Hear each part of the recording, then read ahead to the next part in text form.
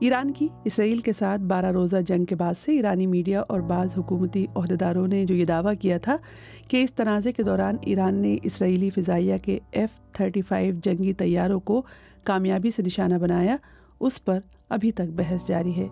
اسرائیل اس کی تردید کرتا ہے، ثبوت مانگتا ہے۔ ایران نے بہت پختہ ثبوت نہیں دیے ہیں۔ اس دوران یہ سوال اٹھا کہ آیا ایران کے پاس F-35 طیاروں کو ٹریک کر کے نشانہ بنانے کی صلاحیت ہے بھی یا نہیں؟ اگر ایران نے واقعی ان طیاروں کو نشانہ بنایا ہے تو اس کی تصدیق کس طرح سے کی جا سکتی ہے؟ F-35 کی خصوصیات کیا ہیں؟ اور ایک طرف جب دنیا کے چند ممالک ان طیاروں کو استعمال کر رہے ہیں تو اسرائیلی F-35 طیاروں میں ایسا کیا خاص ہے کہ ان کو نشانہ بنانا جنگ کے دوران ایک اہم کامیابی سمجھی جائے؟ اسی بارے میں ہے آج کا BBC ریڈز۔ میں ہوں خدیجہ عارف۔ آپ سن رہے ہیں BBC ریڈز۔ ایران کے ان دعووں کو اسرائیل نے مسترد کرتے ہوئے کہا ہے کہ اس کے تمام طیارے اور پائلٹس محفوظ ہیں۔ حالانکہ ایرانی میڈیا اور سرکاری رپورٹس میں ان مقامات کی نشاندہی بھی کی گئی ہے جہاں ان جدید ترین جنگی طیاروں کو مار گرایا گیا۔ ان مقامات میں ورامین، تبریز اور کرمان شاہ کے قریب کے علاقے شامل ہیں۔ یہاں تک کہ ایران کی جانب سے فراہم کردہ بعض اطلاعات میں ایک اسرائیلی خاتون پائلٹ کے طیارے سے ہنگامی انخلا اور گرفتاری کا دعویٰ بھی کیا گیا۔ اسرائیلی وزارت خارجہ کے فارسی زبان میں چلنے والے ایکس اکاؤنٹ نے ایرانی ٹی وی کے ایک انٹرویو کا کلپ بھی شیئر کیا جس میں ان طیاروں کو مار گرانے کو ایک بڑی کامیابی قرار دیا گیا تھا۔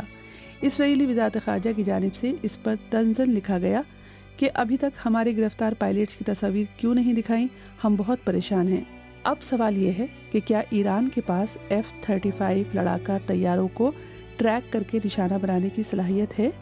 ایرانی حکام اور میڈیا کی جانب سے کیے گئے اس دعوے کو نہ تو عالمی میڈیا میں زیادہ اہمیت ملی ہے اور نہ ہی دفاعی ماہرین نے اسے سنجیدگی سے لیا ہے۔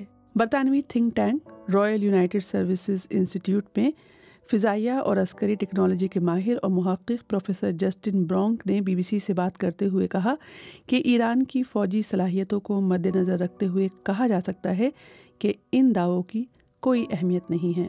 وہ کہتے ہیں کہ ایران نے روسی ساختہ نیبو ایم جیسے کچھ ریڈار سسٹمز استعمال کیے تاکہ F-35 اور اسٹیلتھ یعنی ریڈار سے بچنے والے طیاروں کی شناخت کے امکانات کو بڑھایا جا سکے، لیکن حقیقت یہ ہے کہ ایران کے پاس تکنیکی طور پر ایسے جنگی طیاروں کا سراغ لگانے کی صلاحیت موجود نہیں تھی اور نہ ایران ان سے لڑنے کی صلاحیت رکھتا ہے، خاص طور پر ایک ایسے وقت میں جب لڑائی شروع ہوتے ہی ایران کے زیادہ تر ریڈار اور میزائل سسٹم تباہ کیے جا چکے تھے۔ گزشتہ چند برسوں میں ایران نے ملکی سطح پر تیار کردہ مختلف طرز کے فضائی دفاعی میزائل سسٹم متعارف کروائے ہیں، لیکن متعدد عسکری تحقیقاتی اداروں بشمول امریکی محکمہ دفاع کی ڈیفنس انٹیلیجنس ایجنسی یعنی DIA کی ایک رپورٹ میں ان سسٹمز کی کارکردگی پر شک کا اظہار کیا گیا ہے۔ رپورٹ میں کہا گیا ہے کہ اگرچہ ایران نے باور 373 اور دیگر مقامی نظاموں سمیت مختلف فضائی دفاعی سسٹمز کی تیاری اور تعیناتی میں کچھ پیش رفت ضرور کی ہے، لیکن ان نظاموں کی کارکردگی اب بھی محدود ہے۔ ان کی کارکردگی جدید مغربی یا روسی سسٹمز کے مقابلے میں کمزور تصور کی جاتی ہے، خاص طور پر اہداف کو ٹریک کرنے، فائرنگ کے دائرہ کار اور جدید نیٹ ورکس میں انضمام کے حوالے سے۔ مجموعی طور پر ایران کا فضائی دفاعی نظام ایک رکاوٹ ضرور ہے، لیکن وہ جدید لڑاکا طیاروں کے خلاف بہت زیادہ مؤثر نہیں ہے۔ اب بات ایران نے جو دعویٰ کیا ہے ان کے ثبوتوں کی۔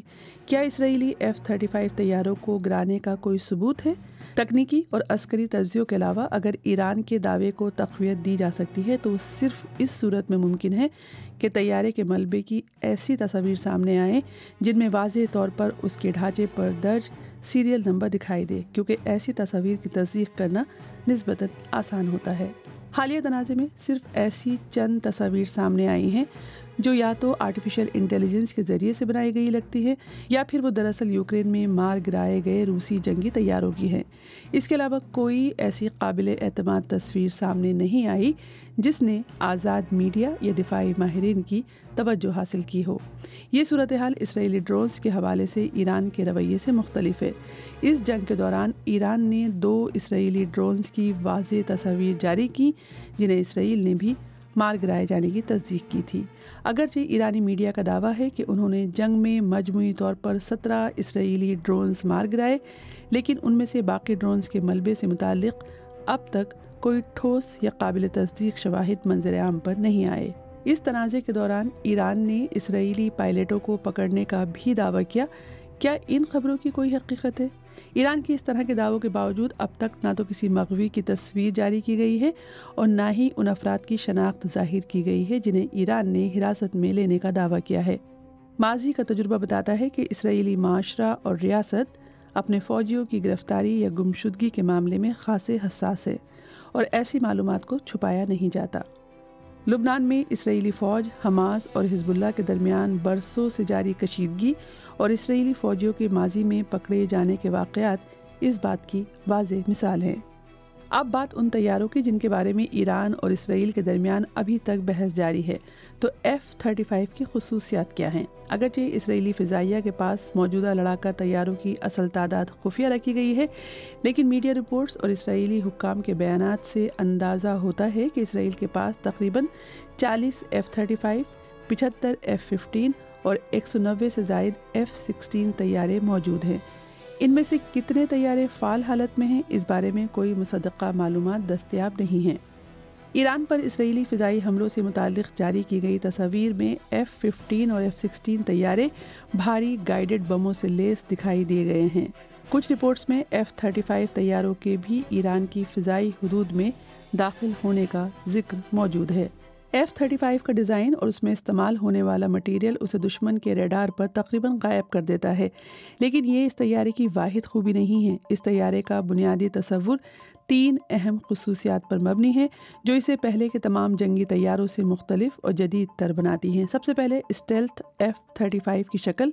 اس کا مٹیریل اور اندرونی ساخت ایسے ڈیزائن کی گئی ہے کہ یہ دشمن کے ریڈار پر یا تو نظر نہیں آتا یا پھر بہت معمولی انداز میں جیسے کوئی پرندہ دکھائی دے۔ دوسرا، جدید سینسرز۔ بعض رپورٹس میں F-35 کو اڑتا ہوا سپر کمپیوٹر بھی کہا گیا ہے۔ اس میں نصب جدید ریڈار اور سینسرز پائلٹ کو 360 ڈگری کا نظارہ دیتے ہیں اور پائلٹ اپنے ہیلمٹ کی مدد سے اہداف کو لاک کر سکتا ہے۔ یہ طیارہ مسلسل پرواز کے دوران وسیع معلومات اکٹھا کرتا ہے جو مشن کے دوسرے حصوں کے لیے نہایت اہم ہوتی ہیں۔ تیسرا، اس کا نیٹ ورک پر مبنی جنگی نظام۔ F-35 دوسرے طیاروں اور کمانڈ سینٹر سے ایک محفوظ نیٹ ورک کے ذریعے مسلسل معلومات کا تبادلہ کرتا ہے۔ یہ صلاحیت اسے ایک مربوط جنگی نظام کا حصہ بناتی ہے اور جدید جنگی حکمت عملی میں اسے انقلابی حیثیت حاصل ہے۔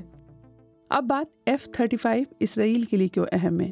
اگرچہ دنیا میں 1 درجن سے زیادہ ممالک F-35 طیارہ استعمال کر رہے ہیں، لیکن اسرائیلی ورژن ایڈر F-35-1 ان سب میں منفرد ہے۔ اسرائیل واحد ملک ہے جسے امریکہ نے F-35 میں مقامی سطح پر مخصوص تکنیکی تبدیلیاں کرنے کی اجازت دی ہے۔ اسرائیل نے اس طیارے کو اپنی اسٹریٹجک ضروریات کے مطابق ڈھالتے ہوئے اس کے ہتھیاروں کے نظام اور الیکٹرانک سسٹمز میں اہم تبدیلیاں کی ہیں۔ ان تبدیلیوں کی تفصیلات عام طور پر دستیاب نہیں ہیں، تاہم ماہرین کے مطابق یہ خاصی پیچیدہ اور اعلیٰ سطح کی ٹیکنالوجی پر مبنی ہیں۔ ظاہر ہے کہ دنیا کی اس جدید ترین لڑاکا طیارے کو خریدنا اور لیس کرنا ایک انتہائی مہنگا عمل ہے اور ہر F-35 کی قیمت کم از کم $100 ملین یا اس سے بھی زیادہ ہے، اور یہ طیارے وہی ہیں جو امریکہ صرف ایک قریبی اتحادی ممالک کو فروخت کرتا ہے۔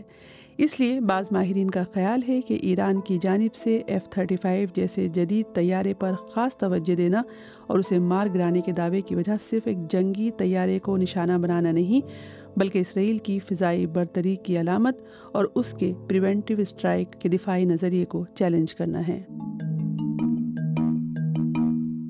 BBC ریڈز ریڈز کے ذریعے ہماری یہی کوشش ہے کہ BBC اردو کی ویب سائٹ کی وہ سٹوریز جن میں آڈینس کی دلچسپی زیادہ نظر آتی ہے انہیں اور بھی زیادہ لوگوں تک کیوں نہ پہنچایا جائے۔ تو ہم پڑھیں اور آپ سنیے اور اپنے دوستوں اور ساتھیوں کو بھی سنائیے۔